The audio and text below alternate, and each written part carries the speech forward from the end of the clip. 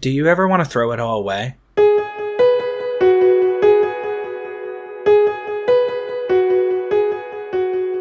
And don't get me wrong, I like all the stuff that I do. I like watching anime and making videos about it. I like playing video games and hanging out with the family every once in a while. But I feel like I haven't found that one defining feature of my life. That one thing that I wake up and think about every single morning. The one thing that I always want to do, rain or shine, depressed or not.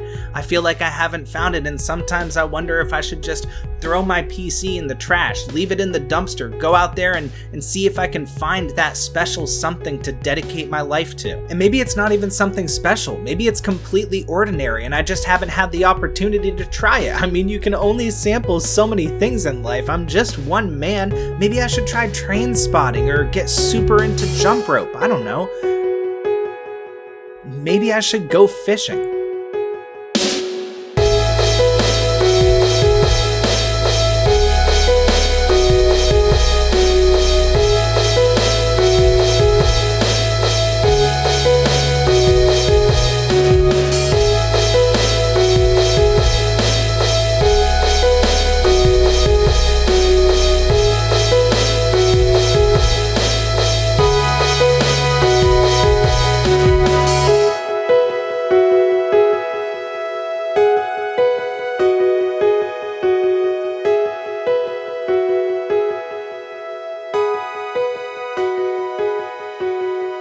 Alright, enough of that shit. What am I, a real YouTuber? It should be obvious by this point that I really just want to talk about Negapazi Angler and my budding career as a fisherman. But this week I blasted through a whole bunch of anime from fall to get ready for the winter season, and I want to end the video on a positive note, so we're going to save it for last.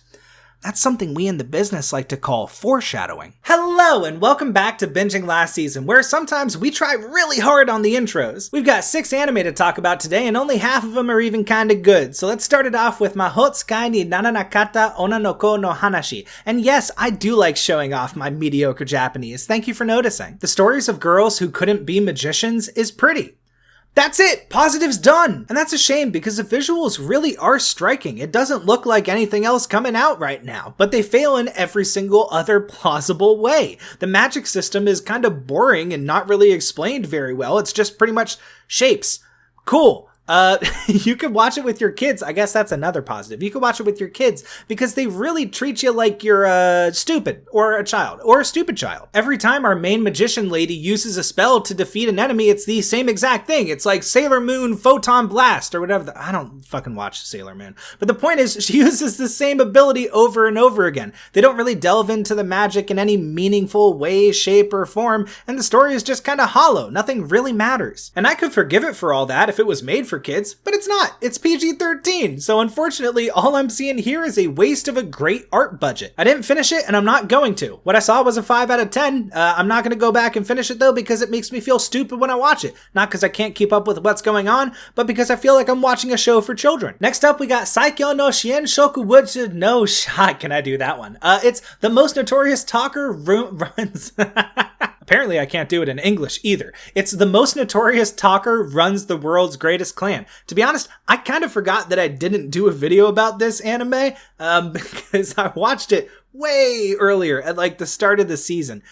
From what I remember about it though, I enjoyed the crap out of it. I thought this was fun. I thought the opening storyline where they could have absolutely screwed the pooch on it, they did it well. I mean, I'm not going to go into specifics. I just think the opening few episodes are pretty good, very edgy, but still a lot of fun. Plus, they have a boob window and a character straight out of JoJo's, who is almost as gay as the fandom of JoJo's. This show was fun. I give it a 9 out of 10. That might have been a little high. It could have been an 8, but 8 or 9. Pretty solid. I enjoyed it. Next up is Hoshifuru Okoku no Nina, or Nina, the Starry Bride, which has a lot in common with the song Age Ain't Nothing But a Number by Pretty Ricky and the Mavericks in that in order to enjoy it, it's best not to think about it. But no need to worry about that. I didn't enjoy it. Nina is yet another romance anime geared toward women, which is kind of confusing to me because, I mean, the demographic for this is literally josei. It's young women. But that's weird because, like, why do the age gaps always show up in anime that are for women? I mean, wait, don't think about it. Don't think about it. You mo guai guai fi di zhao. This anime is perfect and there's nothing wrong with it. Nina is captured and held captive by the main love interest. There's nothing wrong with that. She's heavily implied to be significantly younger than him and there's nothing wrong with that. And she dedicates her life to him while under duress and showing signs of significant trauma, and there's nothing wrong with that. Overall, there's absolutely nothing wrong with this show, but I gave it a 5 anyway because I thought it was fucking boring. I didn't finish it, but in my defense, I'm trying to avoid getting hypnotized by women's romance propaganda into kidnapping a stranger, so give me a break. Next up on my list of grievances with Japan is Kimwa Medo Sama, and let's just go through my list of, like, my notes, right, while I was watching this, okay? Here we go.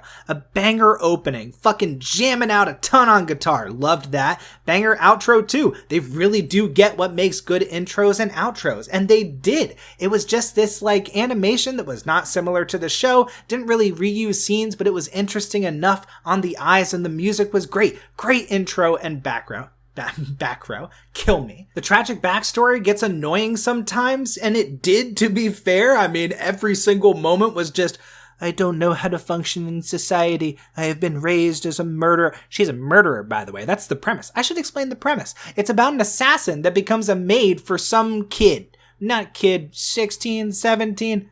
Again, don't think about it. Was that a fucking pig noise? But they did keep on going back to that story beat over and over again. It was, oh, I'm an assassin in my secret past. But, like, you know, get past it, right? I got past it. And then we get to the File Olympics. First, she's a hebephile, but wait, he sees her as an adult baby. So he's the real pedophile. The only real criminal here is bondage Catwoman. That's a real note that I have in my phone, and that's very accurate to what happens. Those were my notes up through episode 11. I am about to read you my notes after episode 12. This is your spoiler warning. Here we go. I was struggling between a 7 and an 8. I wasn't sure which one it was going to go to, and I figured the ending would really decide how I felt about the anime at the end of the day.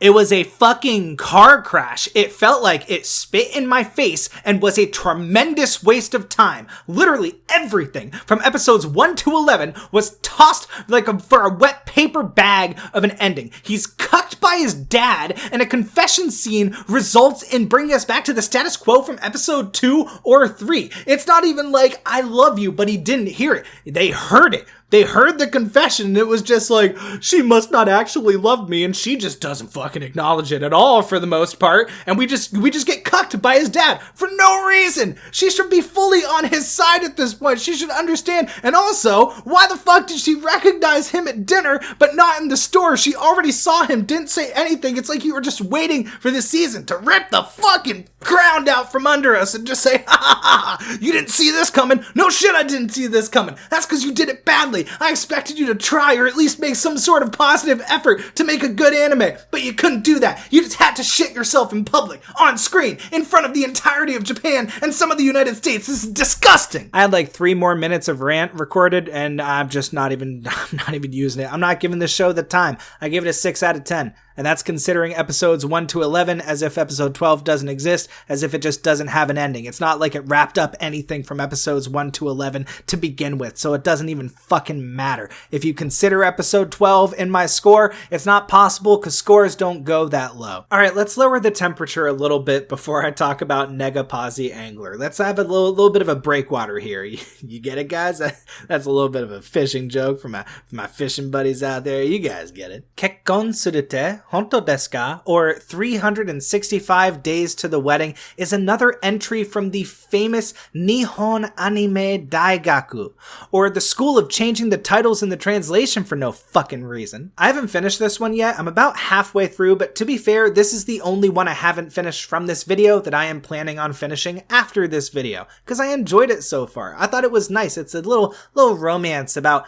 getting married under strenuous circumstances. But as you may remember from literally 2 minutes ago, you never know where an anime is going to go until it's done airing, until you finish that final episode. So I have no idea if this is going to turn out good or bad. I just know that I like it so far.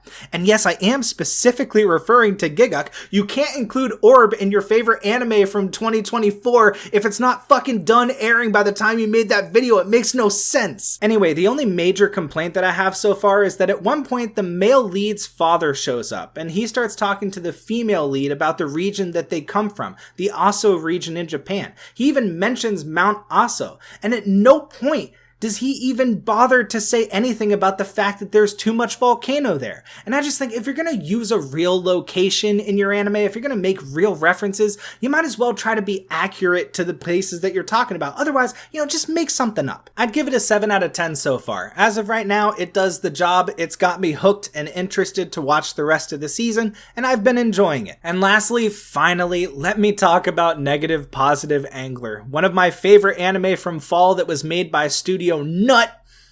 Didn't think I'd get a better chance to mention that. The studio that made it is called Studio Nut. Love that name. That studio is headed by a producer from Studio Madhouse, which makes a lot of sense because I don't think we're going to get a second season, but in their defense, I don't think we should. Negapazi Angler is one of those special anime that comes around every once in a while and uses one focus, an interest or hobby that is hyper specific to tell a brilliant story. And while recording this, I basically realized that I'm just describing Run with the Wind, which is my favorite anime of all time, if you guys remember. So it makes a lot of sense that I have a lot of high praise for this show, and to be honest, I screwed up making my top 10 of 2024 before watching this. This absolutely would have made it on my list, at the very least in honorable mentions. This is one of those anime that remind me that my preference for fantasy settings is exactly that. It's a preference. It is not a requirement. And you might say, well, this is basically a fantasy setting because finding a group of like-minded people who want to do the same things, work in the same place, hang out with each other, and generally enjoy each other's company while enjoying the thing that they love the most, that is a fantasy. And okay, calm down, Hitler. All right, there's no need to bring us to depression jail for no fucking reason. All right, give me a break. I completely bought into this beautiful reminder that at the end of the day, we all share exactly one thing in common in particular, and that is a desire for a sense of belonging, for a place that we feel like we can do things that make us feel fulfilled, and we can work with like-minded people who want to do those same things, who would encourage us in those desires that we have. This show reminded me of that, and I know I'm making it sound kind of depressing right now. It's not. This is a really positive take on that genre. And from another perspective, you could say that this show accurately portrays what it means to be human. That even if you're at the end of your rope and you feel like there is nothing left for you at the end of the day, that you can grasp on to one thing and have that be the reason behind your existence. It doesn't even matter what it is. It doesn't need to be anything in particular, but to be human is to find a reason to continue existing. God, what is this artistic take? I'm supposed to be a silly little man on the internet, but oh man, this show just brings it out of me, man. I'm telling you guys, it's great. By all means, you need to go watch it. I gave it a 9 out of 10 when I finished it. And to be honest, I might be wrong. You've heard the way that I've been talking about it. This is a rare case where the more I think about the show after I've finished it, the more I love it. To be honest, this might be one of those cases where I thought it was a 9 initially when I watched it, and eventually I pushed it up to a 10. I love this a lot, and if I'm trying to place it, I don't have a particular top 10 or 20 or whatever. I feel like it would hover around top 20 for sure, though. I enjoyed this so much, and it felt like it just spoke to me in a lot of ways. This is one of those anime that speak to you. This is going to hit you on an emotional level in a significant way. You need to be ready for that before you go into it. Or maybe you don't. I don't know. Go watch it. And that's it for the fall run of binging last season, and that's also probably it for the way that I've been doing things so far. I hit my deadline, and unfortunately, I'm not immediately famous and great YouTuber. So I'm probably going to have to cut my upload schedule back a little bit. Unfortunately, I know it's a fucking travesty. But for those of you who stuck around, for those of you who have been checking out all my videos and keeping up with the uploads, I just wanted to say thanks. I appreciate you guys. Again, I'm not going to stop uploading, but I am probably going to stop loading as often relatively soon. I just can't keep up with this schedule, and I was taking time off to try to make this happen, and it didn't work out. But, it is what it is.